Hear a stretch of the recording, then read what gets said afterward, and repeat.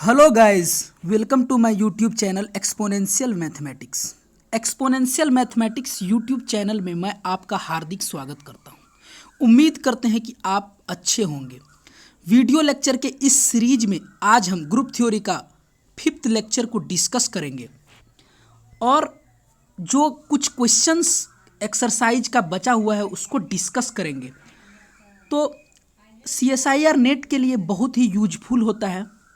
इसमें कोई वेरिएशन नहीं आता है ग्रुप थ्योरी के क्वेश्चंस में ज़्यादा, और अगर आपका कंसेप्ट क्लियर रहेगा तो आप डायरेक्ट यहाँ से क्वेश्चंस को टिक करके आ सकते हैं।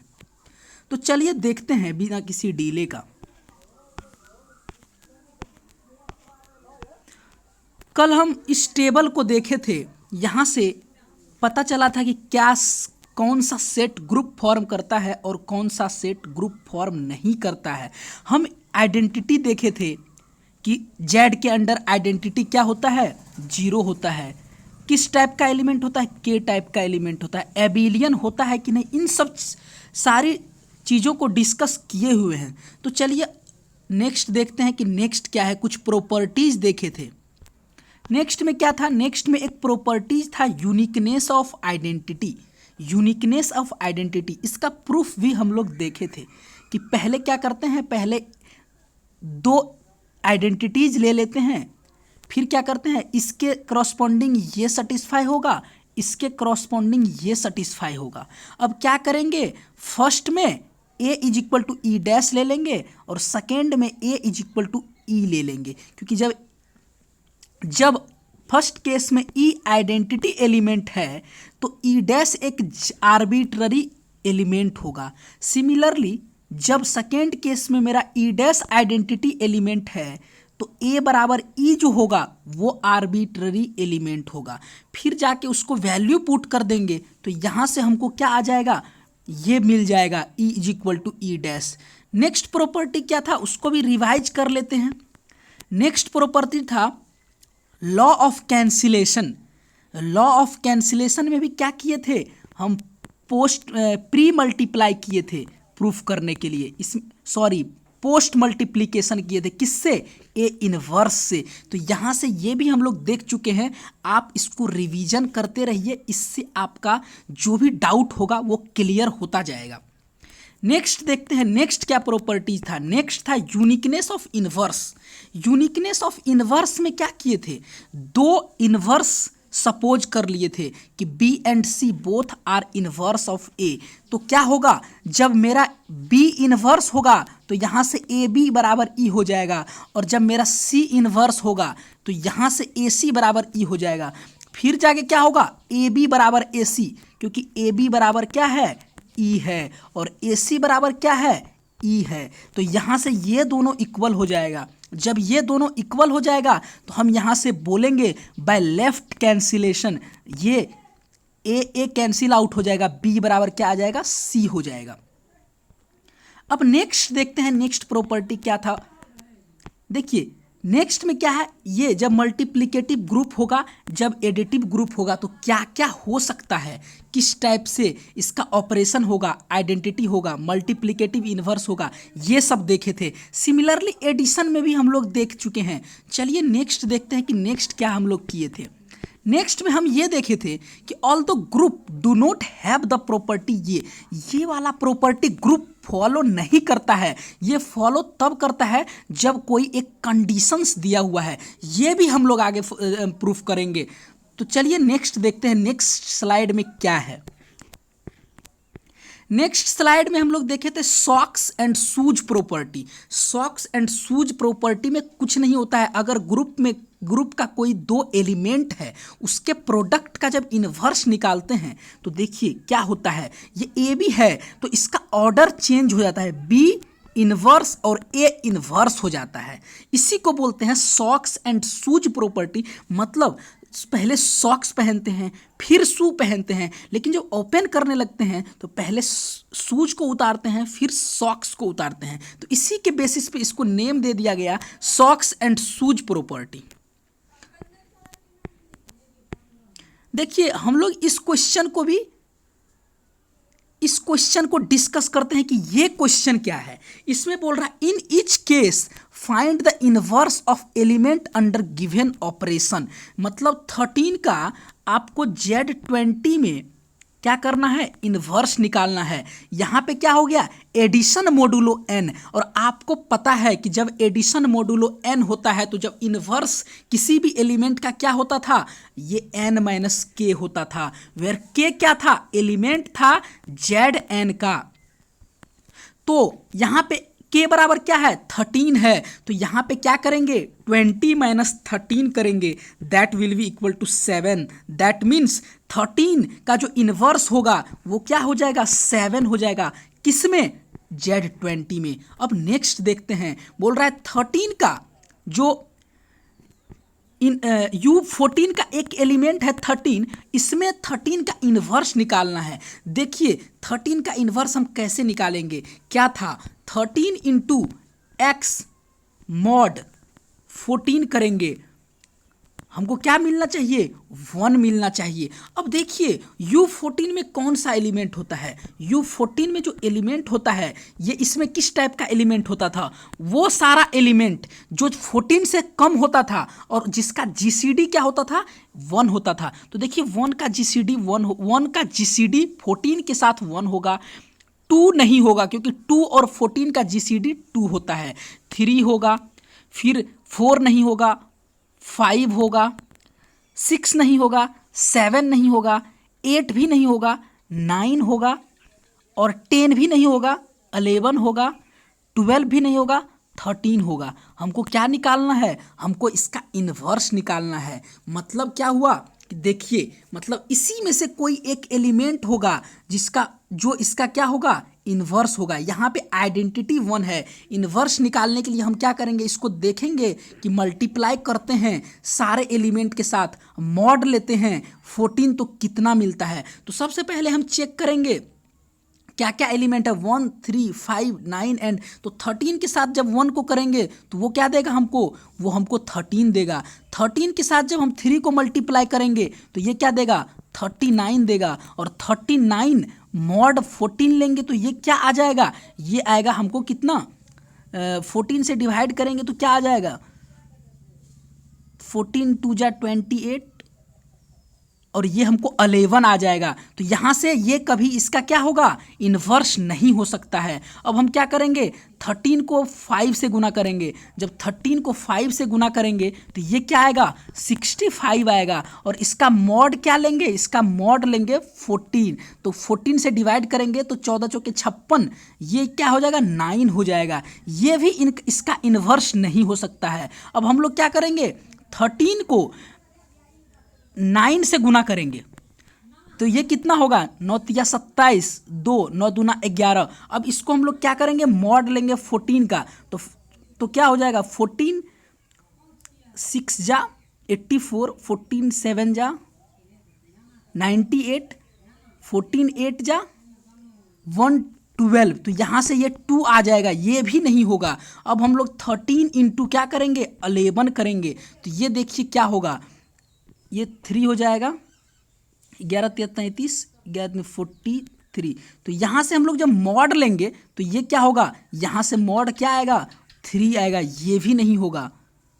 तो अब हम लोग क्या करेंगे, 13 देखेंगे, 13 इंटू 13, तो जब 13 इंटू 13 देखेंगे तो ये क्या होगा, 169 होगा। अब इसको हम लोग मॉड क्या लेंगे, 14 लेंगे, जब इसका मॉड 14 लेंगे तो यहाँ से क्या आ जाएगा, 1 आ जाएगा। दैट मीन्स जो 13 का इन्वर्स होगा किसमें, ये U14 में, वो 13 इटसेल्फ होगा। तो यहाँ से हमको पता चल गया कि 13 का जो इन्वर्स है वो क्या हो रहा है, ये हमको 13 ही हो रहा है। तो यहाँ से ये भी सॉल्व हो गया, ये भी सॉल्व हो गया। अब हमको देखना है कि n-1 का इन्वर्स क्या होगा UN में। ये बहुत ही इंपॉर्टेंट क्वेश्चंस है, इस पे एक प्रूफ भी हम लोग देखेंगे। तो देखिए हम क्या करते हैं, n-1 का स्क्वायर ले लेते हैं। जब इसका स्क्वायर ले लेंगे तो ये हमको क्या आएगा, जब इसका स्क्वायर ले लेंगे तो ये आएगा n² माइनस 2n प्लस 1, और इसका क्या करेंगे, मॉड लेंगे। तो देखिए जब मॉड लेंगे तो ये 0 हो जाएगा, और ये कितना होगा, ये भी जीरो हो जाएगा क्योंकि एन स्क्वायर में एन से डिवीजन हो जाएगा तो ये जीरो हो जाएगा, इससे इसमें डिवीजन होगा, ये भी जीरो हो जाएगा और ये क्या बचेगा, वन रह जाएगा।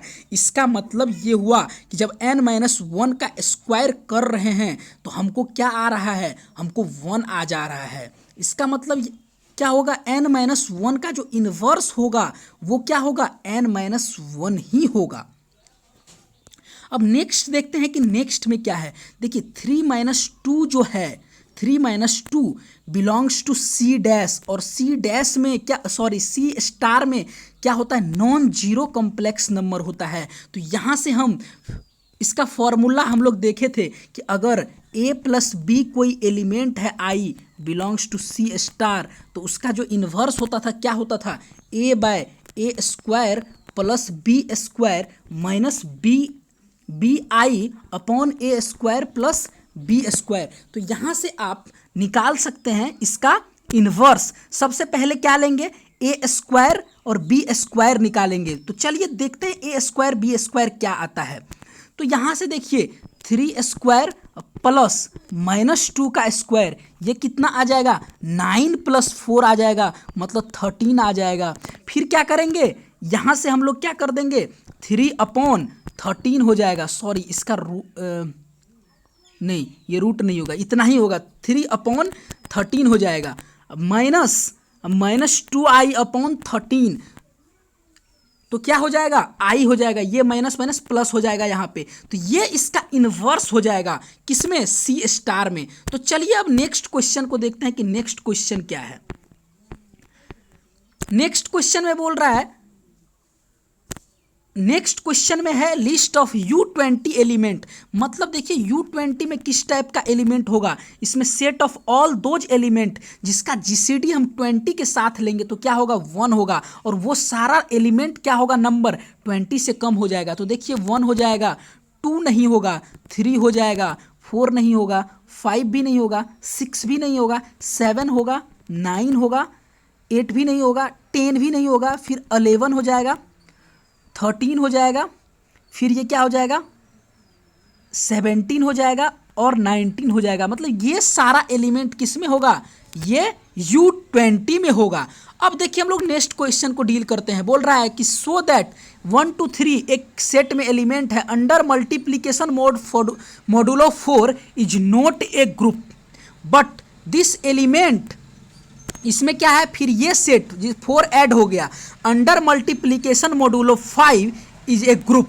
तो चलिए देखते हैं, हम इसको वेरीफाई करते हैं कि अंडर मल्टीप्लीकेशन मॉडुलो 4 ये क्यों ग्रुप फॉर्म नहीं कर रहा है। तो देखिए इन टाइप के क्वेश्चन को सबसे बेस्ट तरीका क्या है सॉल्व करने का, कि आप एक कैले टेबल बनाइए। जब आप कैले टेबल बनाएंगे तो इसमें क्या होगा, यहाँ तो ऑपरेशन हो जाएगा और यहाँ 1 होगा, यहाँ 2 होगा, यहाँ 3 होगा, यहाँ भी 1 2 एंड 3।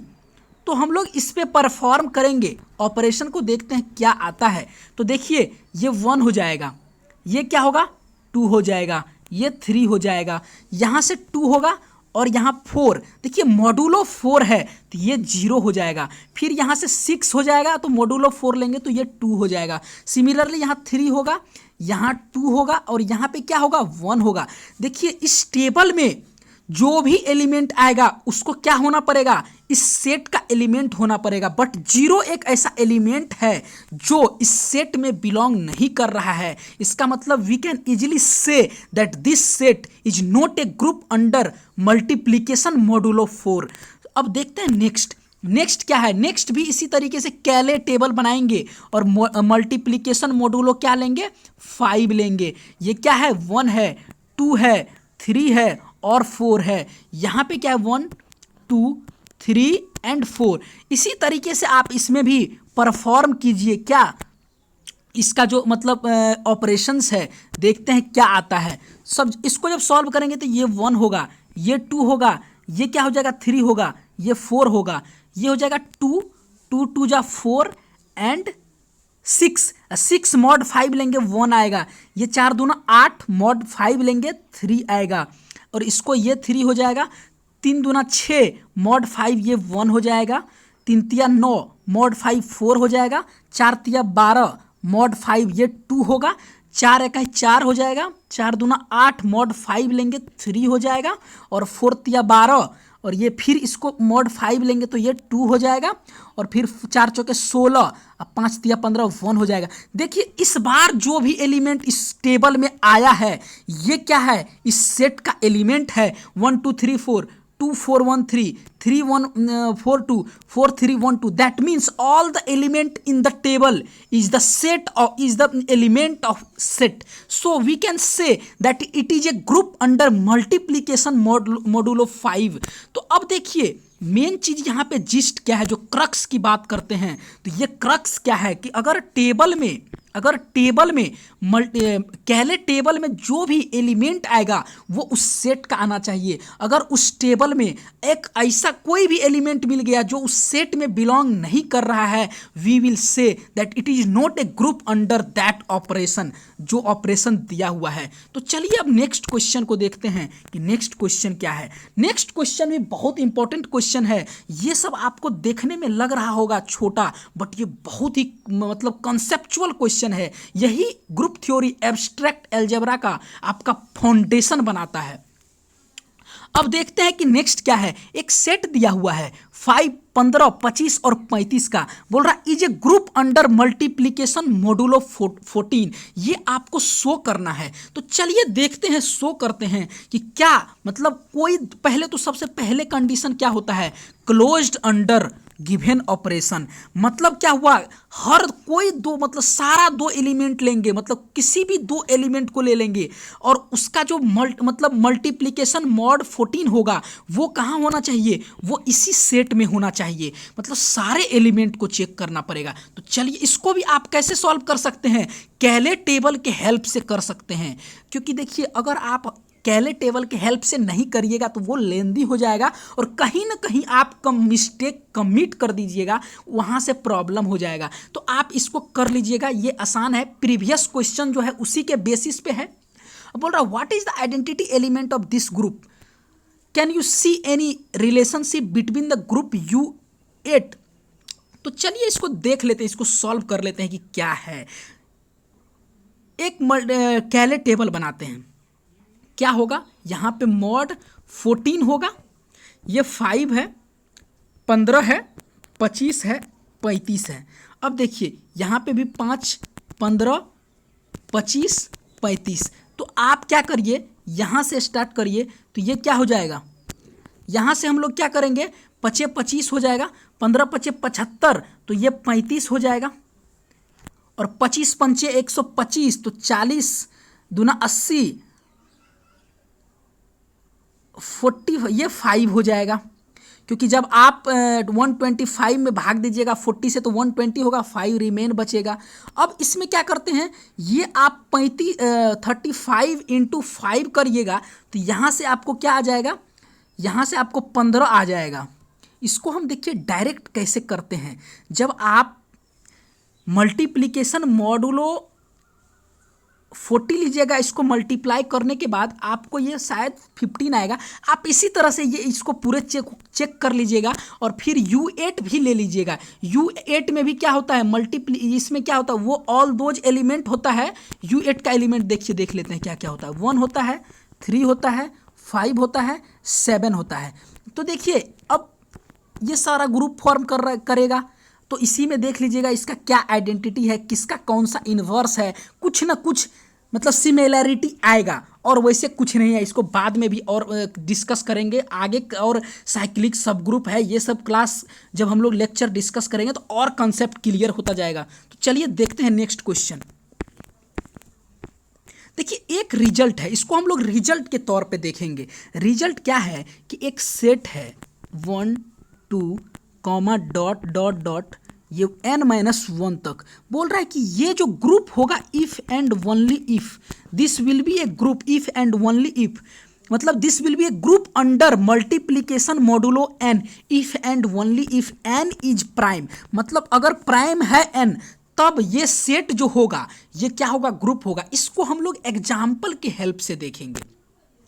मान लेते हैं कि 1 2 3 एंड 4। मतलब क्या हुआ, अब देखिए यहाँ पे n का वैल्यू क्या है, n बराबर है 5, एन क्या है, प्राइम है, मतलब 4 5 माइनस 1 4 तक यहाँ बोल रहा है ये एक ग्रुप फॉर्म करता है। और अभी से पीछे हम लोग कैले टेबल बना के देखे थे कि ये एक सेट है, ये क्या है, ये एक सेट है 1 2 3 एंड 4 अंडर मल्टीप्लीकेशन मॉड्यूलो 5, ये क्या फॉर्म करता है, ये एक ग्रुप फॉर्म करता है। तो देखिए वही चीज़ को यहाँ पे लिखा गया है, लेकिन ये बहुत ही इंपॉर्टेंट असर्शन है, इसको आप कभी भूलिए मत, इसको माइंड में रखिए। इसके बेसिस पे हम लोग CSIR नेट का क्वेश्चन भी देखेंगे। तो चलिए नेक्स्ट क्वेश्चन को देखते हैं कि नेक्स्ट क्वेश्चन क्या है। ये बहुत इंपॉर्टेंट प्रॉपर्टी है। ये क्या है, ये बोल रहा है prove that G is a group with property that the square of every element is identity then G is abelian। यहाँ पे n छूट गया है, तो चलिए इसको प्रूफ करते हैं। क्या है, बोल रहा है G एक सेट है, set of all those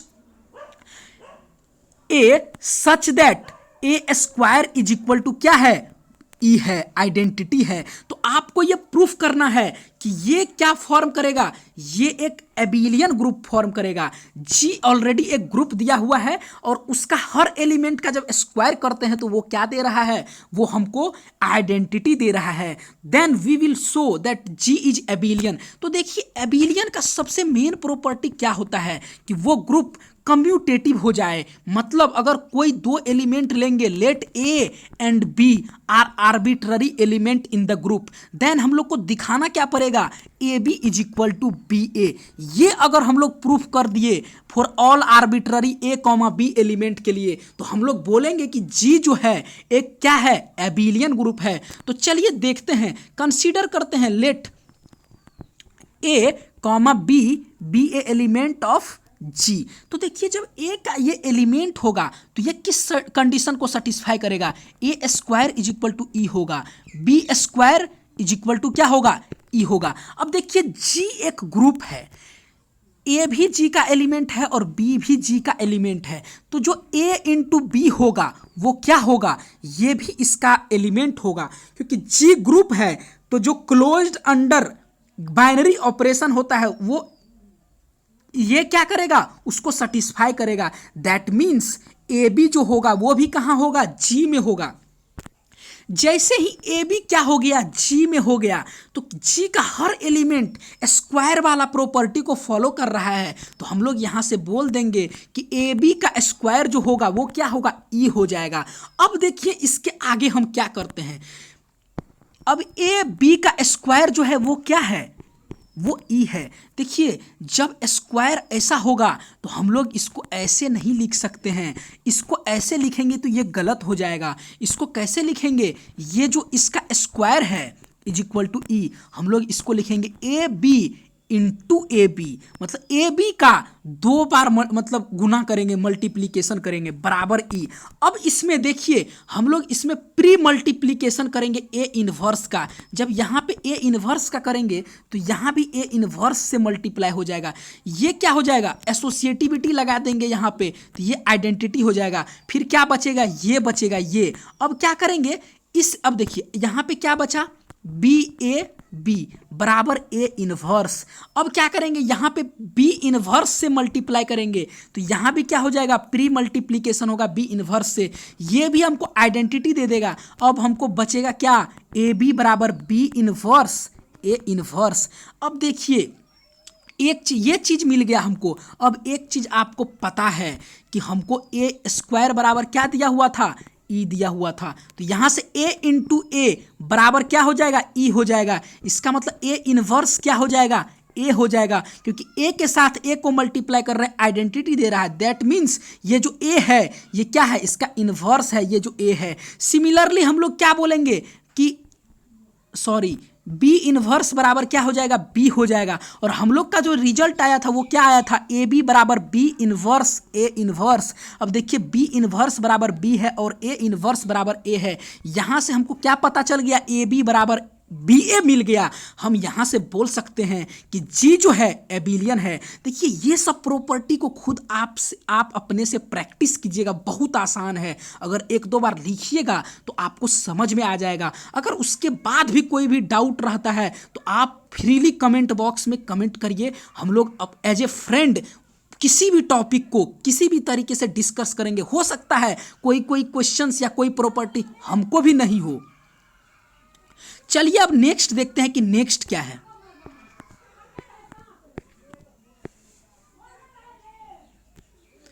next question देखते हैं कि for any integer n greater than 2 so that there is at least 2 element in un such that x square is equal to क्या होगा, n होगा। मतलब बोल रहा है कि un में जो x है, मतलब all those x such that GCD of A X comma N जो है वो क्या है, 1 है, और x लेस देन n है। n क्या है, ग्रेटर देन 2 है, तो आप n को कभी 2 नहीं ले सकते हैं। तो हम लोग देख, सबसे पहली बात तो ये है कि un में किस टाइप का एलिमेंट होगा। un में होगा एक एलिमेंट तो 1 होगा, और बीच में वो सारा एलिमेंट होगा जिसका जीसीडी n के साथ क्या होगा, 1 होगा, और एक एलिमेंट n-1 भी तो होगा। तो बोल रहा है कि देर आर एटलीस्ट कम से कम 2 एलिमेंट इन un है जिसका स्क्वायर करने पे क्या आ रहा है, 1 आ रहा है। तो देखिए एक तो 1 है जिसका स्क्वायर करेंगे तो क्या आएगा, 1 आ जाएगा। ये एक तो सेटिस्फाई हो गया। अब हम दूसरा को देखते हैं। तो चलिए n-1 को ले लेते हैं। जब इसका स्क्वायर करेंगे तो क्या आएगा, n² - 2n plus 1, mod n ले लेंगे तो ये 0 हो जाएगा, इसका मॉड लेंगे तो, और इसका मॉड लेंगे तो ये भी 0 हो जाएगा। तो क्या बचेगा, बस हमको 1 बच रहा है। इसका मतलब हमको देख लिए कि 1 और n-1 जो है ये 2 एलिमेंट है किसमें, un में, जिसका स्क्वायर करने पे हमको क्या मिलता है, आइडेंटिटी मिलता है। तो देखिए क्वेश्चंस उतना टफ नहीं आता है, क्वेश्चंस बहुत ही आसान आता है, बस आपका कंसेप्ट क्लियर होना चाहिए। और देखिए बेसिक प्रॉपर्टीज जो है उसको आप फॉलो करिए, रिवीजन करिए, सुबह सो के जग के जो बेसिक प्रॉपर्टीज है उस पे को ध्यान में रखिए। एक टाइम टेबल बनाइए, टाइम टेबल बनाने से आपका जो भी स्टडीज है वो एक ऑर्गेनाइज्ड वे में होगा, तो उसके सहारे से आपका मतलब बिल्डअप होता जाएगा कॉन्सेप्ट। चलिए आज का वीडियो यहीं पे ख़त्म करते हैं। That's all, thank you. और please like, subscribe and share करिए, क्योंकि अगर आप शेयर करिएगा किसी एक आदमी को भी बेनिफिट हो जाएगा, तो हमको लगेगा कि जो कर रहे हैं वो वर्थ इट है। इसी के साथ जय हिंद, जय भारत। Please stay tuned.